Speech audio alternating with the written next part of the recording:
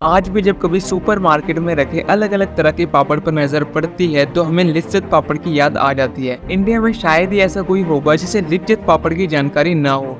लिज्जत पापड़ जितना पॉपुलर है उतना ही उम्दा है इसके सक्सेसफुल होने की कहानी। 7 सहेलियों और हाउसवाइफ्स की तरफ से शुरू हुआ ये लिज्जत पापड़ आज सक्सेस और इंस्पिरेशन की कहानी बन गया है। इसके सक्सेसफुल होने के पीछे की कहानी इतनी दिलचस्प है कि रिसेंटली बॉलीवुड के एक बड़े डायरेक्टर आशुतोष गोवारिकर ने लिज्जत पापड़ की सक्सेसफुल स्टोरी को बड़े पर्दे पर उतारने का डिसीजन लिया है। तो आज की इस वीडियो में हम लोग जानेंगे कि 80 रुपए से स्टार्ट होने वाला लिज्जत पापड़ कैसे 1600 करोड़ रुपए की कंपनी बन गया है।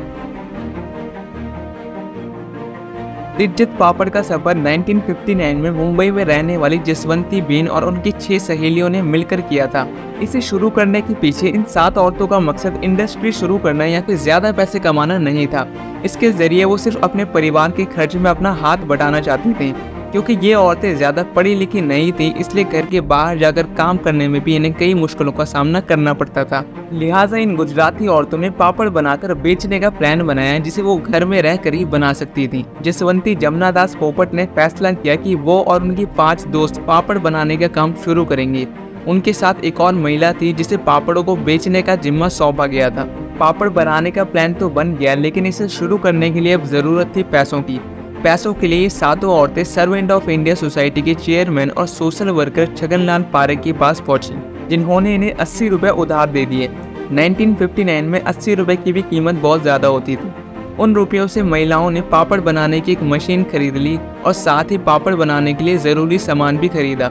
इसके बाद इन महिलाओं ने शुरुआत में 4 पैकेट पापड़ बनाने के बाद उन्हें एक बड़े ट्रेडर के पास जाकर बेच दिया। इसके बाद ट्रेडर ने उनसे और पापड़ की डिमांड की। बस अब क्या था, इन महिलाओं की मेहनत रंग लाई और अब बिक्री दिन दुनी 4 चौगुनी बढ़ती चली गई। इसके बाद छगनलाल ने स्टैंडर्ड पापड़ बनाने का आइडिया दिया, जिसमें उन्होंने पापड़ की क्वालिटी से किसी भी प्रकार का समझौता ना करने की एडवाइस दी। साथ ही उन्होंने महिलाओं को अकाउंट मैनेजमेंट, मार्केटिंग जैसी चीजों के बारे में भी ट्रेनिंग देने में मदद की। इन 7 महिलाओं का ये ग्रुप एक कोऑपरेटिव सिस्टम बन गया। इसमें 18 साल से ज्यादा उम्र वाली जरूरतमंद महिलाओं को जोड़ा गया। लिज्जत पापड़ के बिजनेस ने उस समय में उन्हें 6196 की एनुअल इनकम दी थी और देखते ही देखते इसमें हजारों औरतें जुड़ती चली गई।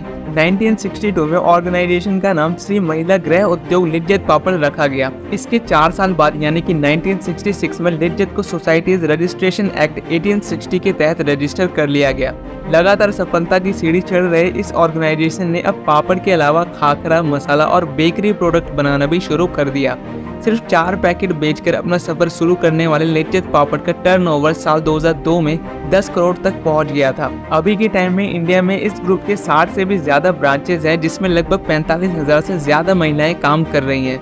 लिज्जत पापड़ को साल 2002 में इकोनॉमिक टाइम का business women of the year का अवार्ड, 2003 में देश के बेस्ट कॉटेज इंडस्ट्री अवार्ड के साथ साथ 2005 में देश के तत्कालीन राष्ट्रपति डॉक्टर APJ अब्दुल कलाम की तरफ से ब्रांड इक्विटी अवार्ड भी मिल चुका है। लिज्जत पापड़ की कहानी सिर्फ सक्सेस की नहीं है, बल्कि ये हर इंडियन वुमेन को प्राउड होने की अपॉर्चुनिटी देती है।